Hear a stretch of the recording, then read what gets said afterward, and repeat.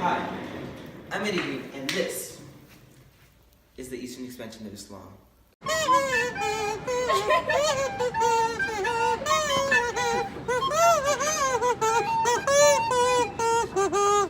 So, Islam contains 6 main beliefs. One of those beliefs being the belief in Allah. Allah is the one and only God. There is nobody superior to him and nobody lesser than him. He has no parents, no children, or any partners. He just exists. Mr. Green, that seems kind of sketchy, don't you think? Can you just be quiet for once, you inconvenient fire drill? The next 5 beliefs include the belief in the prophets, the belief in holy books, the belief in angels, the belief in the Day of Judgment, which is basically the end of the world because Allah decides who he shall resurrect. And finally, there's the belief in Al-Qadar.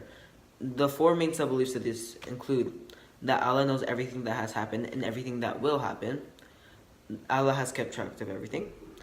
Allah can stop anything from happening, or he can make anything happen.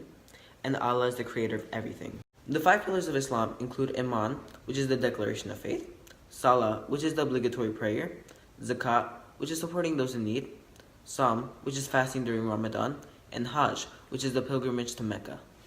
In reality, the concept of Islam is fairly simple. There are the 5 pillars, the 6 main beliefs, and the belief in Allah. Though it seems like there's a million beliefs and a million different sub-beliefs you need to learn to understand Islam, everything ties together to create a fairly simple religion. People just tend to overcomplicate it very often. In conclusion, Islam has 6 main beliefs, 5 pillars, and they all tie together to create one relatively simple religion. And now, moving on to our favorite inconvenient fire joke, John Green, numero 2, aka Nicholas Green. Islam began in what is now considered the holy city and the place Muslims are expected to make pilgrimage to, Mecca. In 610 CE, Allah sent down the angel Gabriel to tell Muhammad that he is the Islamic prophet. Muhammad was now expected to spread Islam throughout the Middle East. At the time, Islam spread across a vast amount of land, reaching far at its tips. On the conquest to raid the Byzantine Empire, they first captured Damascus in the province of Syria in 637, and a year later they spread to the Mediterranean coast, which eventually split the Byzantine Empire in half. They then captured lands reaching through Cyprus by 650 after the Byzantines failed to make a counterattack against them. They also spread to Persia, capturing Ctesiphon in 637 and continuing to expand eastward. The Muslims spread its Islamic influence to East China and Tibet as an effect through their communication with trading. During the 800s, Islam went to spread in the Indian regions of Punjab and Sindh, with Punjab majorly affected by the Islamic religion. And by the 1100s, the Muslims spread through most of India's flatlands in the north, while the Hindus remained in the south. Islam did spread through parts of Southeast Asia through Malay, the islands of present-day Indonesia, and the southern parts of the Philippines.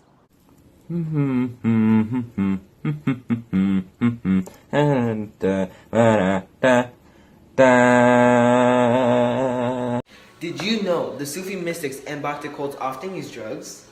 I mean, I guess it makes sense since, drugs make things fun sometimes. I swear I don't use drugs. The method by which Islam spread varied by region, but the most common means were through Muslim trading and Sufi mystics. Now, while there were incentives to convert people to Islam in places like Persia, India, and South Asia, there wasn't a strong incentive to spread it to China or Tibet. Islam was first introduced to these regions, much like India and South Asia, through Muslim travelers. But since there wasn't a huge incentive to convert those people to Islam, and the Muslims were never set to conquer those regions in the first place, they remained largely unaffected by Islam. Many of those Muslim traders made settlements along trade routes to China and Tibet, which is why Western China has a considerable Muslim population that persists to this day. The spread of Islam was going wonderfully with their conquest of the Persian and Byzantines up until it got to India. India, like many other places, already had an established religion, which was Hinduism. Hinduism had been very deeply rooted in Indian culture for 1,000 years, so it's no surprise that Islam's spread there was significantly slowed. In India, the people who converted were either Buddhists, low-caste Hindus, or outcast groups, with the latter two groups converting because they weren't in the higher caste. In comparison, high-caste groups in India saw the Muslim invaders as tainted outcasts following an upstart religion and believed that Islam would be absorbed into India's more superior religions and cultures, a belief that would later blow up in their faces. After some time, those high-caste groups realized that it was impossible to absorb Islam, and they had now had to deal with a religion that was actively converting people that also greatly appealed to most of the Indian population. As a response to this Islamic challenge, Bhaktic cults were formed in India. These cults emphasized the importance of strong emotional bonds between devotees and their respective gods, and they were open for anyone to participate in. With the development of these cults, the continuous spread of converts in India dwindled, especially among the low caste groups. And speaking of continuous spread, let's bring in number 2 to talk about Islam's non-continuous spread in the East. Thanks for the introduction, number 6. As she so kindly pointed out, the eastern spread of Islam was not wholly continuous. There was often some direct pressure to convert to Islam under Muslim rule because there were taxes on non-believers. Similar to how sin taxes on harmful goods like cigarettes can deter people from smoking, taxes for believing in another religion influenced people to convert to Islam. The spread of this direct pressure to other regions stopped for some time as the Muslims took a break from conquering their battered and bruised Byzantine and Persian neighbors to consolidate their new land. Islam's spread in the East also passed around much of China and Tibet because it wasn't able to become widely popular there in the first place, and B, there really wasn't much of an incentive for it to spread there. Its eastern spread also skipped southern India despite being united under the Muslim Mughals by 1609, along with many other regions of India. While these regions paid tribute to the Mughals, they remained mostly Hindu, mainly because of the deeply rooted Hindu culture in India. Oh, that's all the time I have? Oh, okay, I'm gonna pass the show over to number 7! Thank you, John Green. Number 2, fortunately for Muslims, Islam was accepted in many regions, but they're all practiced the same way. With many regions comes various cultures, and each culture having different beliefs and traditions. In many cases, Quran or Muhammad's message was customized and or changed to make it more understandable for their culture. Even in Islam, there are differences. Take, for example, Sufis. These people claim to be an aspect of Islam, and they believe in a Sufi saint. The saint is someone who is considered holy and became closer to God, which is a belief practice in Pakistan. Southeast Asia is another example of new people taking Islam and creating their own versions. When the Sufi mystics came to the Southeast Asia to convert people to Islam, they let them retain their previous beliefs and traditions. Women retain their stronger position in society when compared to women in Middle East and India. Some regions in the Southeast Asia continue to trace lineage and inheritance in maternity, despite Islam's tendency to promote male power, and many pre-Islamic beliefs and rituals were incorporated in Muslim ceremonies. And going to...